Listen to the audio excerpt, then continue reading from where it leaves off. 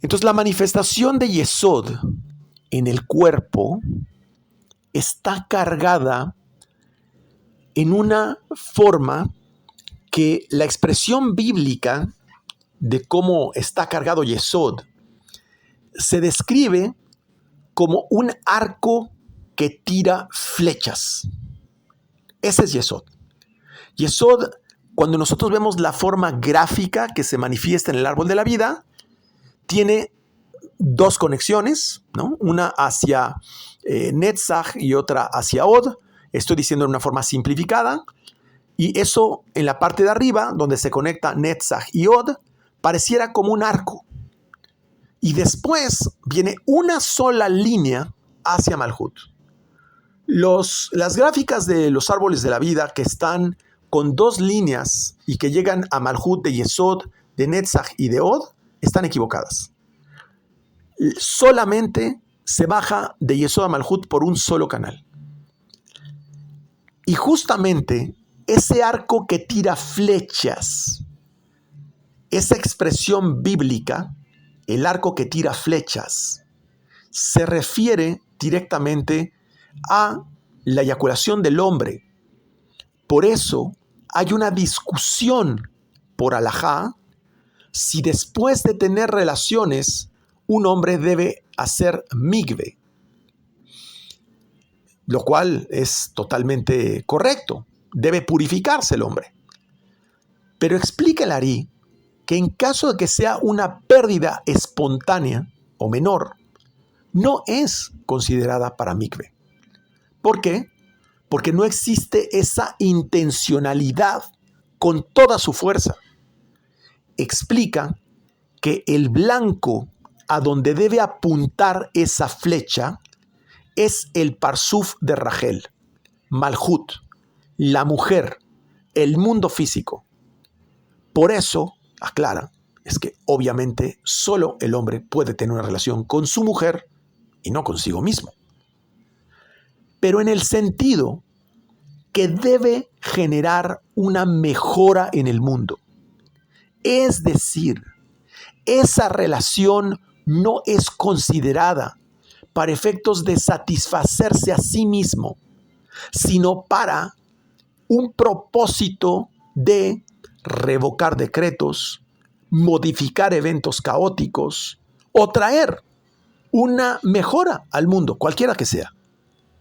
Por eso explica el Ari que cuando el pueblo de Israel comete un cortocircuito sexual, obviamente, esas flechas sagradas se disasocian de su blanco. Hace que esas flechas vayan en contra de él mismo que las disparó. Igual sucede también, aclaro, con la boca. Cuando una persona habla malas cosas en contra de una persona, son como flechas que regresan en contra de esa persona.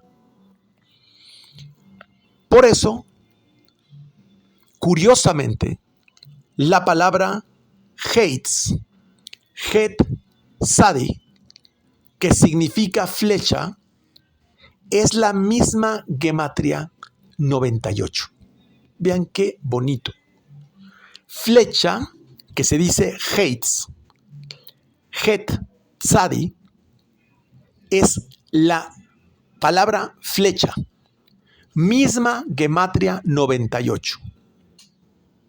Pero la misma palabra invertida, en lugar de Heitz, invertida dice Tzach, el seruf, Tzach, que quiere decir prístino, inmaculado, perfecto, y vale 98. Estas son múltiples correspondencias que nos hacen entender la razón de las 98 maldiciones y comprendemos claramente, gracias a esta majestuosa explicación del Ari, que corresponde a la Sefirá Yesod. Esta porción de la Torá también se lee en Shavuot. La sección que se lee en Shavuot de Kitavó es justamente la de traer las primicias. Y aquí empieza justamente la parashá. Dice: Vehaya Kitavó, el Aretz Asher Adonai Eloheja, noten leja najalá, virishta veyashabta va. Dice aquí: y será cuando vinieres hacia la tierra que Dios tu Dios otorga para ti por heredad, y la poseyeres y habitares en ella. Y dice: Velakachta mereshit kol peri adama, es decir, tomarás la primicia de todo fruto de la tierra. En ese momento entendemos que esto ocurre una vez que tú hayas habitado en ella. Así lo dice, ya cuando has habitado en esa tierra. Por lo tanto, el que habita en esa tierra tiene los primeros frutos. Vamos a entenderlo.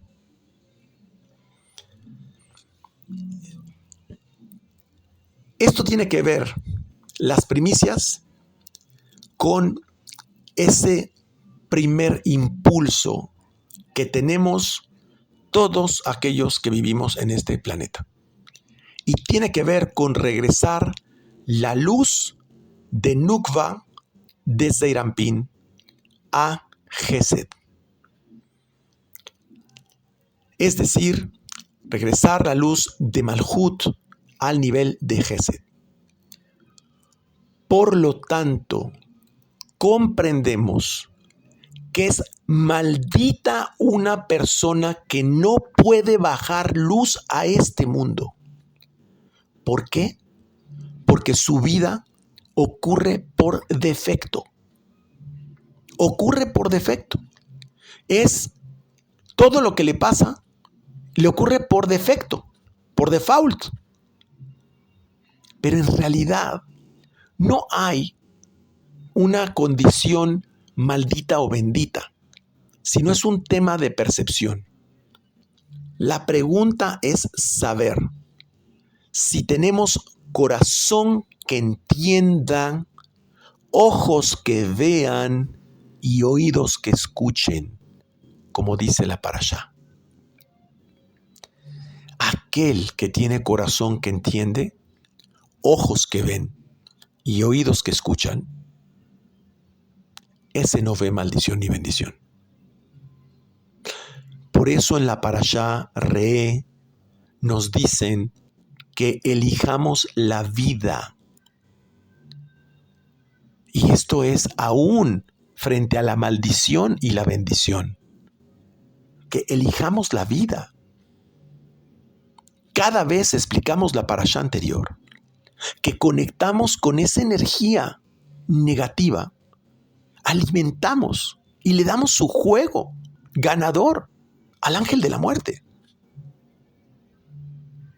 Lo importante entonces es el proceso, es decir, cómo juegas el juego de la vida.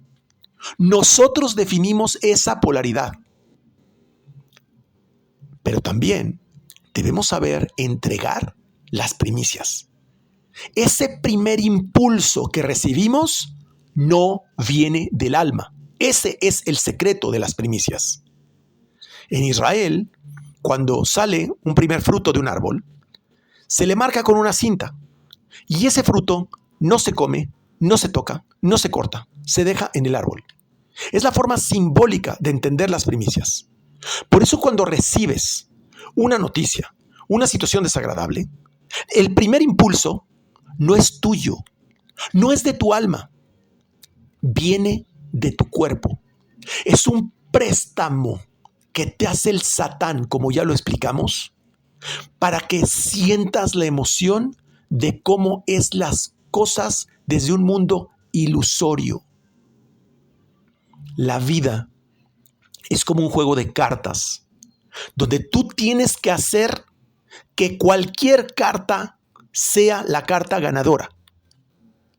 No importa la carta que te salga, Tú tienes que ganar el juego con esa carta. Pero solo necesitamos saber qué no hacer.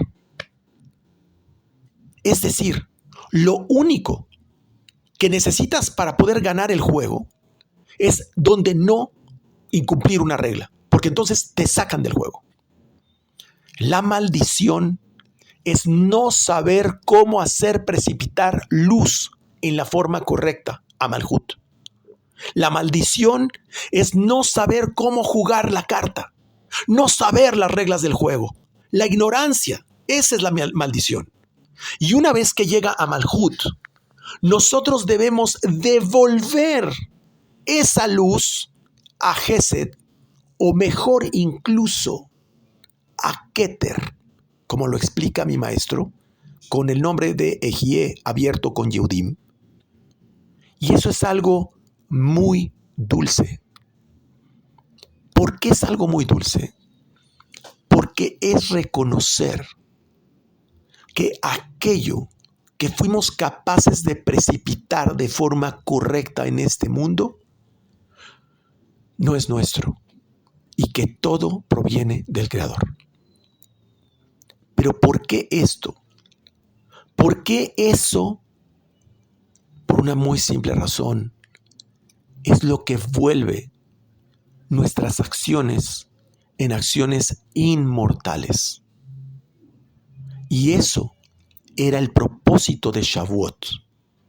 El propósito de recibir la Torá en Shavuot era hacer inmortal al hombre. Por eso leemos esta parashá en Shavuot, lo explica Rabí Isaac Luria el Arizal. Entonces, el significado místico de este mandamiento es regresar la luz de Nukva desde Irampín hacia Gesed. ¿Para qué? ¿Para qué? ¿Para qué cuando logro precipitar algo muy bueno a este mundo, lo devuelvo? Por eso nos habla de los diezmos. Porque cuando tomo el diezmo, es porque pude precipitar luz en este mundo. Y el diezmo es retornar y reconocer que lo que precipité no me pertenece. ¿Qué efecto metafísico tiene eso? No es el valor económico específicamente del diezmo. No, es la fuerza, vamos a decirle, de regreso, ocasiona que las fuerzas del mal, este deseo de recibir, donde me digo, logré esto, hice esto, logré precipitar esto, ahí ya entró el ego y las fuerzas del mal se gozan, se engolosinan con esa emoción. Entonces lo que hago es que cuando precipito algo, inmediatamente lo regreso. Y esa sensación de devolverlo le quita el sustento a las fuerzas del mal. Y entonces ahora sí puedo utilizar ilimitadamente las otras 9 partes de lo que me quedan en el mundo de Malhut. Pero la diferencia es que la fuerza que tienen esas 9 partes restantes, estoy hablando en un sentido didáctico, tienen un potencial total y no en cambio 10 partes limitadas. Y sabemos, como ya hemos explicado, que el dinero o la fruta o cualquier elemento precipitado de nuestro trabajo en este mundo, cuando nosotros lo precipitamos de los intelectos superiores, tienen un potencial ilimitado. Pero cuando nosotros lo dejamos en la fisicalidad, ahí se trunca el beneficio. Este efecto del diezmo que se manifiesta es para exclusivamente no dar sustento a las fuerzas del mal, sobre todo lo manifestado en Malhut. La primicia, ojo, aclaro, no es un diezmo. Quiero aclarar la diferencia. La primicia no es un diezmo, es un fruto, solo uno. De todos los frutos de un árbol, es la primera. Entonces, expliqué que en Israel se marca la primera fruta, se deja en el árbol, porque ya no hay templo. Pero, ¿qué explica entonces la primicia? Esa manifestación que tenemos, nuestra primera emoción, nuestra primera reacción, debemos tener cuidado de no dársela al ego. Es un préstamo ilusorio que nos hace el Satán, el ángel del mal, el ángel de la muerte. Es el primer impulso. La pregunta es, ¿qué tenemos para dar? No qué tenemos para pedir. Cuando hacemos oración a Kadosh Baruj Hu, nuestra pregunta más importante que debemos de hacerle es, ¿qué te doy? ¿Qué quieres de mí? Dime qué te puedo dar. Si yo no soy nada más que tu esencia, en el mejor de los casos. Pero debemos hacer la entrega de este primer impulso, pero sin olvidar el proceso o el viaje de cómo llegamos a obtener ese primer fruto. Por eso incluso me recuerda esto en este momento, cuando hacemos esa breve oración del Shehejeyanu, cuando estrenamos algo, damos gracias de haber llegado hasta este momento y hasta aquí. Es decir, reconocemos el proceso de haber llegado hasta aquí. El significado místico que tiene esto es muy profundo, porque quiere decir que el primer impulso, cuando viene una situación hacia nuestra vida, no es nuestra, no es tuya. Esa primicia había que entregársela al Cohen. ¿Para qué? Para ser elevada. Y el Cohen ponía las manos debajo de las manos del que ofrendaba la primicia. Es decir, eran las manos de aquel que albergaba la presencia divina. Por lo cual quiere decir que el primer impulso no es rectificado.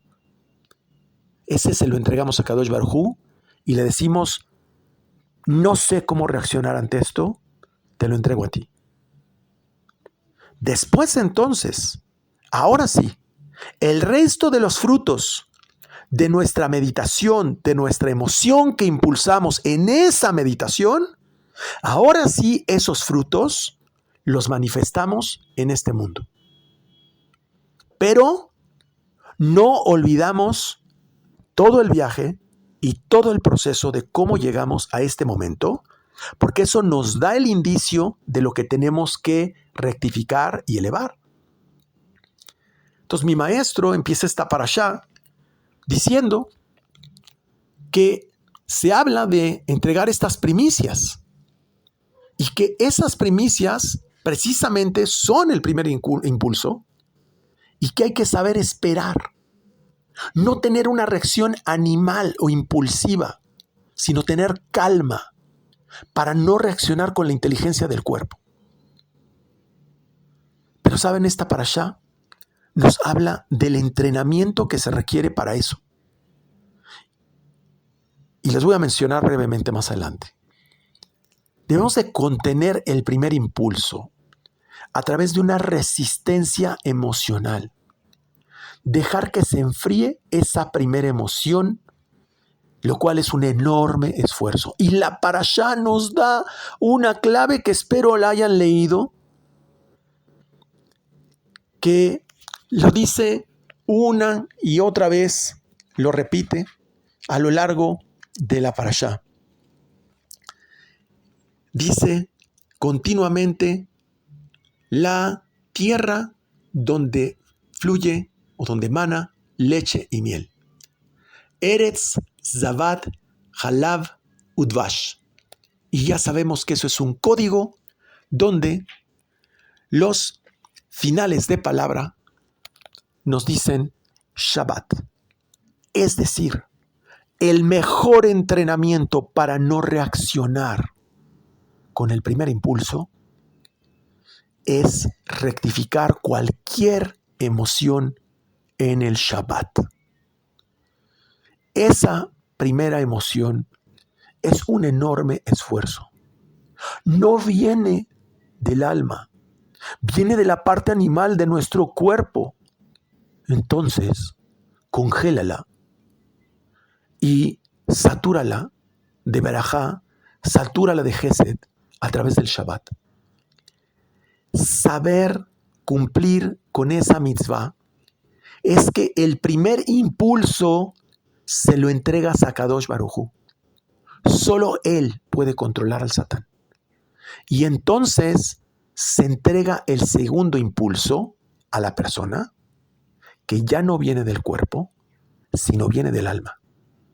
Por lo tanto, nuestro segundo impulso debe forzosamente, fíjense que lo estoy subrayando y me desespero en decirlo, debe comprender la clemencia, la misericordia, la humildad, la empatía de ese ser humano y entender que cualquier razón que esta persona haya tenido para nosotros fue buena.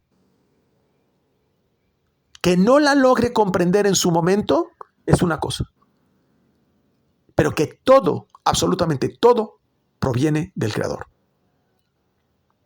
Pues de otra forma, lo único que vamos a manifestar es deseo, envidia, enojo, y empezamos a escupir, despotricar cosas negativas. Todo el tema de la maldición es específicamente las primicias o primer fruto que procede de una precipitación no rectificada. Esto es la clave entre ambos temas.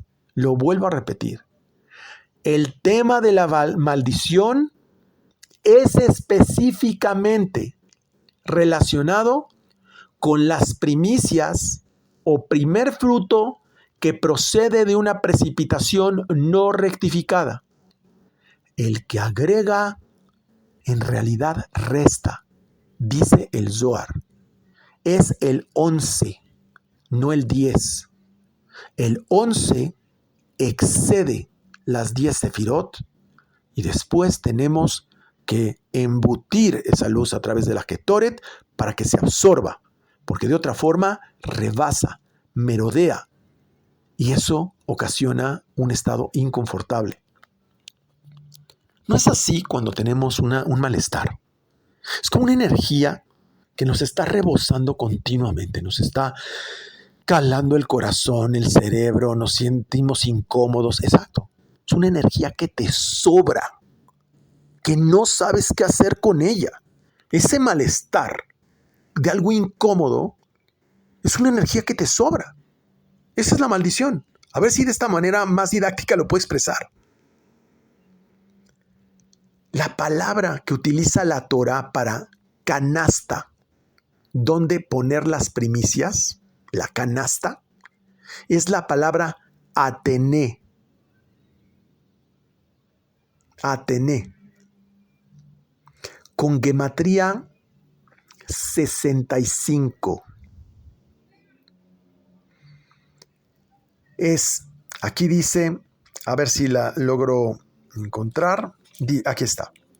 Dice, Laj es el capítulo 26, versículo 2, Y dice, Lach besamta batene. Y se escribe Tet Nun Aleph. Pero cuando decimos Atene, es decir, con una Hei, Atene, la canasta, en realidad esto tiene gematría 65. Igual que el nombre de Malhut, Aleph Dalet Nun Yud, 65. Se refiere al mundo de Malhut. Entonces, ¿dónde ponemos las primicias? En el mundo de Malhut. En el mundo físico las dejamos, pero no las elevamos más arriba. Ahí las entregamos. Las dejamos aquí. Los pleitos, los problemas, los dejamos en la canasta, en Aleph Dalet Nun Yud. Ahí hay puro rigor. Ahí hay pura maldición. Nosotros no la elevamos a lo que sigue. Lo pasamos por esa tierra donde fluye leche y miel, que es el Shabbat. Y precisamente por eso utilizamos la tefilá, utilizamos los tefilín y una serie de elementos que menciona la parashá para precisamente ir absorbiendo y dominando eso inconfortable. Entonces, si observamos lo que está explicando el maestro Goslan, esta es la clave para no conectar con los estados de juicio que tanto abundamos en la parashá Kitetse. Pues precisamente el Yetzer Hará se alimenta de esas primicias. Cada vez que tenemos un impulso, estamos alimentando al ángel del bien y del mal, el ángel de la muerte. Y entonces le damos fuerza para meternos un palo. Entonces, en lugar de manifestarlo, como lo explica el Ari, queda oculto. Porque este mundo, el mundo físico, está oculto ante el mundo espiritual. Y viceversa. Pero, ¿por qué lo entregamos al Creador? ¿Por qué entregamos el primer impulso al Creador? Porque es la parte que no podemos controlar de nuestro impulso. Deberíamos comprender que el primer fruto, o sea, el primer impulso, denota una fuerza, una energía que es lo que nos asocia a que habrá un segundo fruto. Ese es el secreto. El primer impulso nos está diciendo que viene un segundo fruto. Ese es el secreto del primer fruto. Cuando un árbol brota el primer fruto, nos está diciendo que ya va a dar fruto. Y querer comerse el primer fruto, o sea, el primer impulso, denota la falta de confianza en el Creador. Por el contrario, resta la fuerza que viene en un segundo plano para impulsar esa iniciativa que sí viene a través de un proceso enteramente rectificado. Normalmente, esto duele mucho en el trabajo y en los negocios. Ves un negocio que brilla muchísimo, se ve increíble. Entras a ese negocio y fracasa. Pero el segundo que te viene, cuando ya estás desgastado, sin dinero, desmoralizado, ese sí era el bueno. Ese sí era el que de verdad te convenía. Entonces, en esta parashá justamente se explica por qué cuando hacemos oraciones también subimos o bajamos de nivel. Nosotros nos paramos o nos sentamos, flexionamos las rodillas, es decir, bajamos de nivel o subimos de nivel. En el acto de sentarse, se obliga a la rodilla a doblar. Y nosotros, lo aclaro, no nos estamos inclinando ante nadie ni ante nada. Cuando nos inclinamos o cuando bajamos de nivel, no nos estamos inclinando ante nada. Eso es pura idolatría. Simplemente estamos haciendo un cambio de altura. Nuestro cuerpo, ya lo hemos explicado, es un teclado cósmico que nos permite entonces bajar de un estado de conciencia superior a un estado de conciencia más bajo. Estamos bajando una verajá, estamos bajando una bendición. Ese cambio de altura, al doblar la rodilla o sentarse, nos permite bajar esa energía de un plano a otro. En caso contrario, cuando estamos sentados, haciendo oración o meditando, orando, y nos ponemos de pie, es cuando estamos o representa estar en el mundo físico y queremos subir esa acción al mundo espiritual. Ojo, esto no es en cualquier momento. Tiene momentos específicos y no es un acto religioso, sino que tiene un propósito energético específico. Entonces, para mí, en lo particular, esta explicación tiene una implicación pues importantísima, y es que en realidad el proceso de oración, que incluso lo estamos explicando en este momento en las clases, es un proceso meditativo.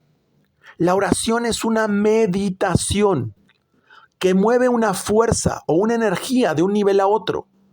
La gente piensa que el sustento está relacionado con el nivel de trabajo que tiene, pero entendemos que más bien el sustento, la parnasá, está asociado a la capacidad de abstracción que tiene una persona para efectos de precipitar una fuerza de un mundo a otro. Por eso es que algunos logran muchísimo en un negocio y otros muy poco. A unos les va muy bien en Amazon y otros no logran trabajar con la plataforma. Todo depende del nivel de abstracción que tiene la persona con esa plataforma. Al final es un concepto abstracto. Entonces, el problema es si cuando precipitamos esa fuerza tenemos capacidad o vasija de retenerlo desde la abstracción hacia lo metafísico, no desde el plano físico. Por eso, un estudiante de matemáticas que tiene una gran capacidad de abstracción es el que puede prácticamente proyectar cualquier ecuación, porque estás hablando de puras ecuaciones abstractas. En cambio, el estudiante que entiende perfectamente la geometría o los aspectos que son físicos, normalmente tiene dificultad de asociarse con ese mecanismo de abstracción.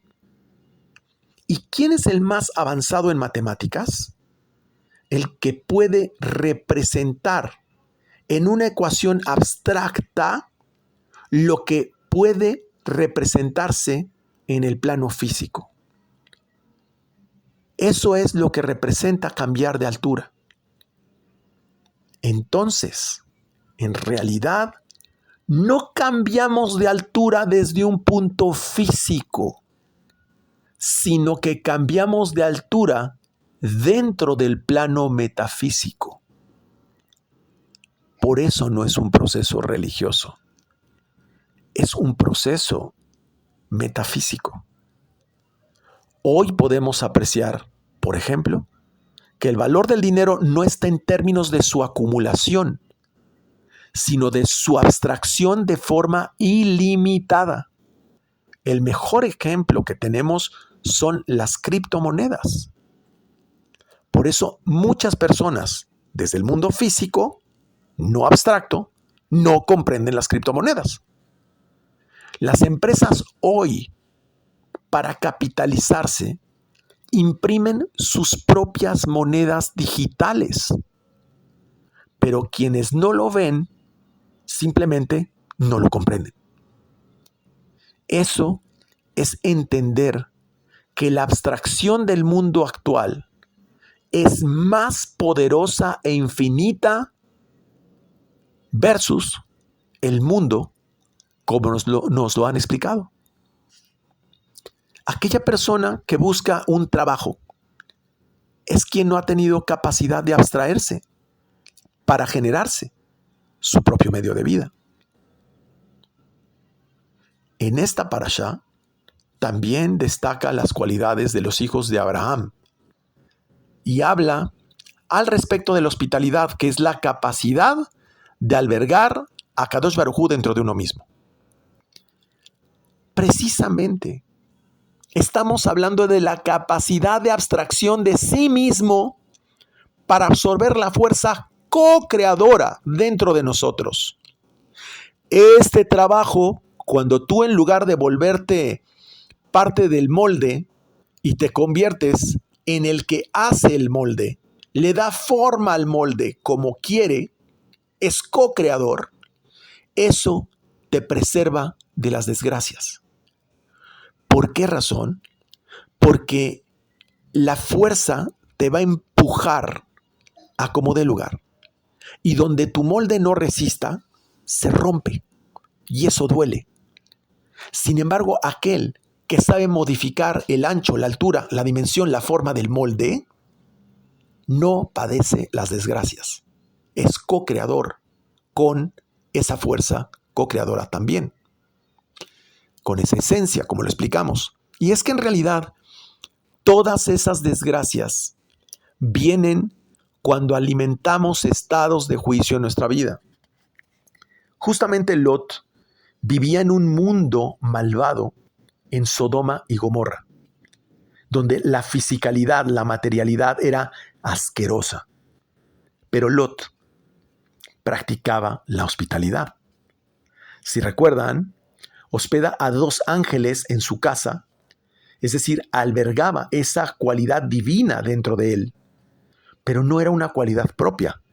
Aclaro que esa cualidad se la aprendió a Abraham. Por eso habla mi maestro de esta cualidad de Abraham. Pues de las hijas de Lot sale uno de los enemigos de Israel, que es Moab, que es un hijo que nace de una relación incestuosa con una de sus hijas. El nombre Moab, les recuerdo, significa hijo de mi padre. ¿Y cómo es que llevamos a Kadosh Baruj Hu dentro de uno? ¿Cómo nos unimos a Kadosh Baruj Hu? Con los tefilín, las filacterias, cumpliendo Shabbat, cumpliendo las fiestas y en todo lo relativo al pacto de la circuncisión. Ojo, no hablo del acto físico de la circuncisión, sino de la conexión y de la mitzvah que esto desprende. Estos son los campos de entrenamiento para no conectar con el impulso. Shabbat, los tefilín, la tefilá, las fiestas, la circuncisión, o sea, el cumplimiento de las mitzvot. Esto nos va generando un escudo de protección para no sobrereaccionar, para sabernos controlar dentro de las cosas. Por eso se menciona. En Devarim, capítulo 38, versículo 10, dice en esta parashá, y verán todos los pueblos de la tierra que el nombre de Hashem está llamado sobre ti y te temerán. Por eso este pasuk, este versículo, se refiere en realidad a la forma de poner los tefilín. Este pasuk se escribe, digamos, por la ordenanza de los tefilín. Vamos a leerlo otra vez. Y verán todos los pueblos de la tierra que el nombre de Hashem es llamado sobre ti y te temerán.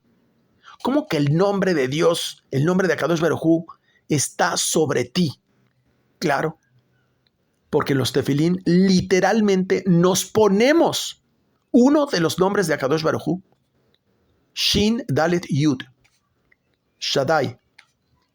Entonces dice Rabbi Eliezer Agadol, quien explica que dicho nombre está en la cabeza, así dice Rabbi Eliezer, quien explica que dicho nombre está en la cabeza, ojo, no dice de los tefilín que se ponen sobre la cabeza. No, dice el nombre que está en la cabeza. Entonces, Rabbi Eliezer Agadol quiere decir que la persona dentro de su cabeza debe tener los tefilín. Los que tienen ese nombre, Shin Dalet Yud, dentro de su cabeza, llevan los tefilín. Y ese es el que no teme nada. Los que tienen los tefilín, pues son 4 pergaminos donde se afirma la existencia de Akadosh Baruj Hu. En los tefilín se afirma la veracidad de la Torah y se afirma la aceptación del cumplimiento de las mitzvot. Estos 3 conceptos lo que significa es que el hombre abre las puertas al Creador dentro de sí cuando se identifica con la existencia del Creador. Ponerse los tefilín significa me identifico con Akadosh Baruj Hu. Significa que comprende las leyes de causa y efecto y que comprende las razones del cumplimiento de las mitzvot. Los llamados totafot, ¿no?, de que se refiere a los tefilín, significa adornos. Nosotros no nos ponemos un adorno.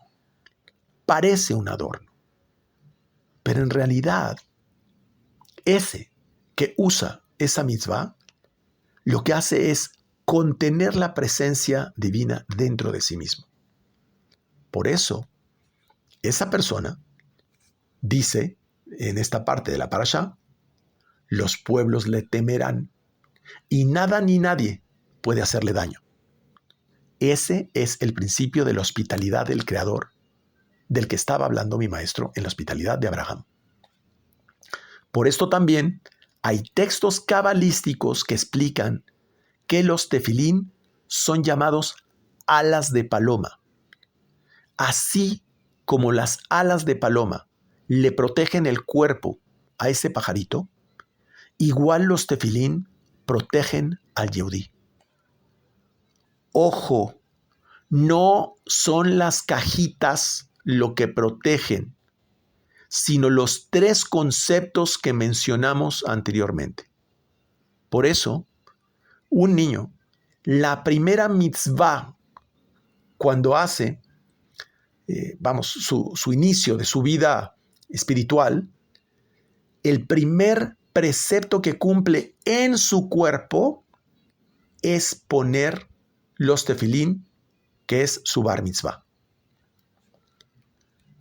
Dentro del concepto de hospitalidad, nosotros usamos los tefilín.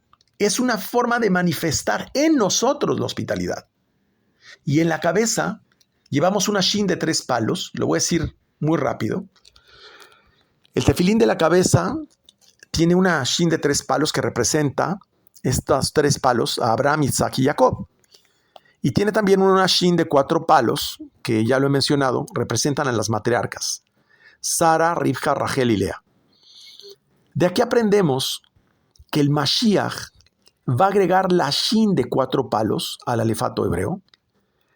Y si precisamente representa las 4 matriarcas, quiere decir que el Mashiach va a despertar un amor de puro Gesed de parte de Akadosh Baruj Hu por su pueblo. Esa es la consecuencia que trae la hospitalidad de Dios en este mundo. Es una protección maternal, no paternal como la que tenemos ahora.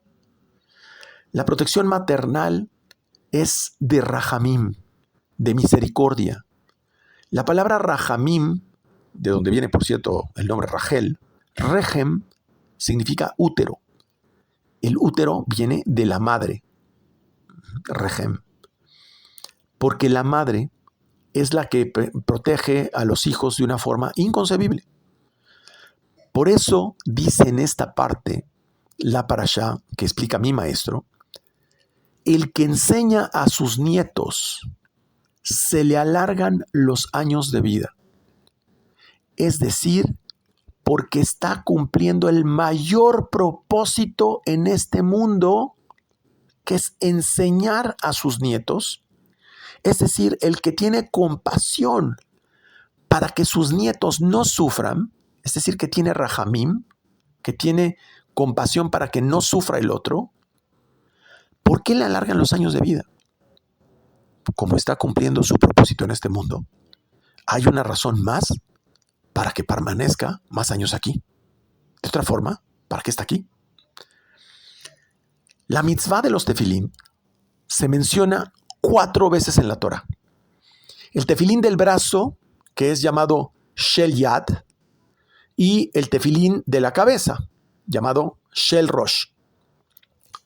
La correa del tefilín, que es llamada Retzuá, se usan unas cajas protectoras de plástico, ¿no?, para cubrir las cajitas. Y estas cajas, donde están los pergaminos, las llamadas batim, ¿no?, que viene de bait, las casas, ¿no? Estas cajitas de los tefilín, no hablo de las cajas de plástico, sino las cajas donde están adentro los pergaminos, esas casas están elaboradas del cráneo del animal que fue sacrificado. Y está cosido, tiene unos hilos, está cosido con los tendones del animal que fue sacrificado.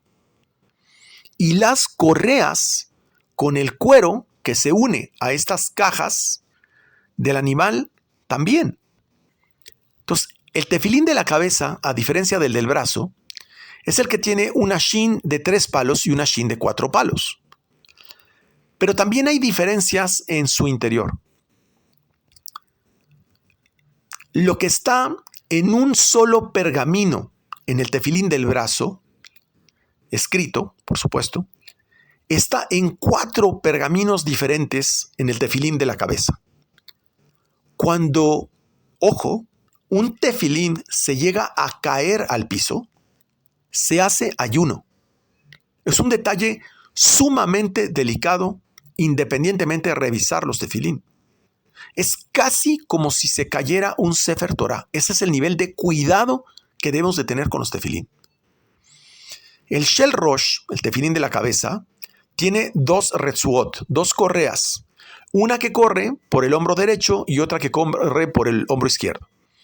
El tefilín del brazo tiene un nudo con forma de la letra Yud. Y el tefilín de la cabeza tiene un nudo con la letra Dalet. Ese nudo apoya exactamente en la nuca. Y en la mano, con la correa, hacemos la forma de una letra Shin.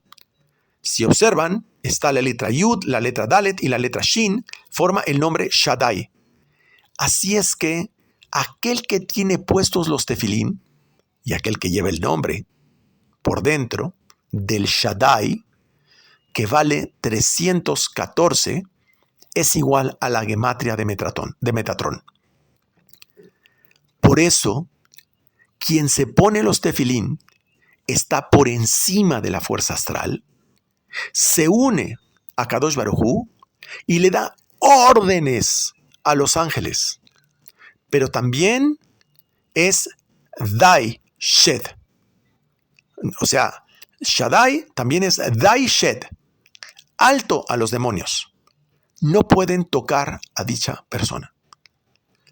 Es decir, no es un acto de ponerse unos adornos. Es un estado de conciencia lo que impide que precisamente esas fuerzas negativas toquen a la persona.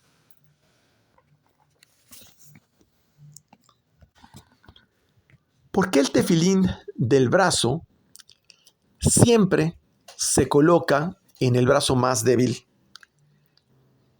Es que así es como reconocemos que todo lo que tenemos nos los ha entregado la mano fuerte de Akadosh Baruj Hu. Es una señal de que nuestra fuerza no radica en el poder de nuestros actos. Es Akadosh Baruj Hu el que nos da éxito en todo. Son llamados en la Torá, los tefilín, letotafot. Ya lo expliqué, que significa adornos. Y son llamados una señal, así lo dice, una señal entre tus ojos, lo dice en la Shema. ¿Por qué una señal? Porque nosotros manifestamos una señal. No es una señal que los otros ven, no. Nosotros les manifestamos una señal de amor que existe con el Creador. Las correas que cuelgan del nudo, Dalet, que está en la nuca, esas correas que cuelgan del lado derecho y del lado izquierdo, representan la bondad y la justicia. Gesed y Yesod. La de la derecha es más larga que la de la izquierda. Y la izquierda se mete normalmente en el cinturón y se le da una vuelta, indicando que se está doblegando el juicio. Es decir, que tenemos control sobre esos estados de juicio. Ambas correas vienen de una Dalet, que en realidad debemos de decir Delet, la puerta. La puerta de Akadosh Baruj Hu, esa Delet está en nuestra nuca. Es la puerta de nuestra cabeza y hace contacto con el hueso luz, el EUZZ, que está en la nuca. Es decir, reconocemos que todas las fuerzas provienen de Akadosh Baruj Hu. El cráneo, que es donde se posa el tefilín, es técnicamente la sefirá Keter. Pero los tefilín se ponen sobre el cráneo, haciendo referencia no a Keter, sino a Ratzón 346, que es la voluntad de Akadosh Baruj Hu. Por eso los tefilín están sobre el cráneo. Y por cierto, 346 suma 3 más 4 más 6, suma 13, igual que los 13 atributos del Creador o las 13 barbas de Ari Hampin que explicaba el Arizal. ¿Por qué los tefilín son negros? Porque representa una parte, esa parte negra, una parte oculta, no manifestada de Akadosh Baruj Hu, que es la parte exterior. Así como explicamos, el brillo de la sefirot tienen una parte oculta. Es decir, en su interior los tefilín tienen pergaminos que son blancos. Pero necesitamos penetrar al interior de ellos para llegar a esa sabiduría. Y eso es justamente lo que explicamos al principio de esta parashá, que al interior de la clipá está la esencia divina. Esto lo explica muy a profundidad mi maestro, lo del negro y el blanco, en una conferencia del Fénix Brillante, que vale la pena recordar en su momento.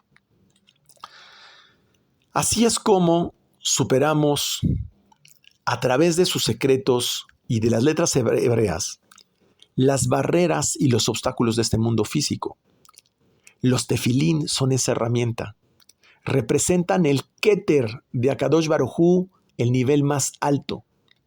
Dice el gran cabalista Aryeh Kaplan, cita la referencia de Masejet Berajot, la 6a, que los tefilín son la fuerza de Israel. Y ya sabemos que Israel es un código Yashar El, la fuerza de aquel que está directo con Dios. Dice, los tefilín son la fuerza de Israel y las generaciones verán que se te llama por el nombre de Dios y te temerán. Kitavó. Así lo menciona. Se te llama por el nombre de Dios y te temerán. Kitavó. Por lo tanto, entendemos un secreto profundísimo aquí. Y es que las maldiciones no fueron creadas para el pueblo de Israel. Por eso cuando las analizamos, vemos que no son maldiciones, sino son estados de desconexión que no corresponden al pueblo de Israel. Ese es un súper sod que encontré en esta parashá.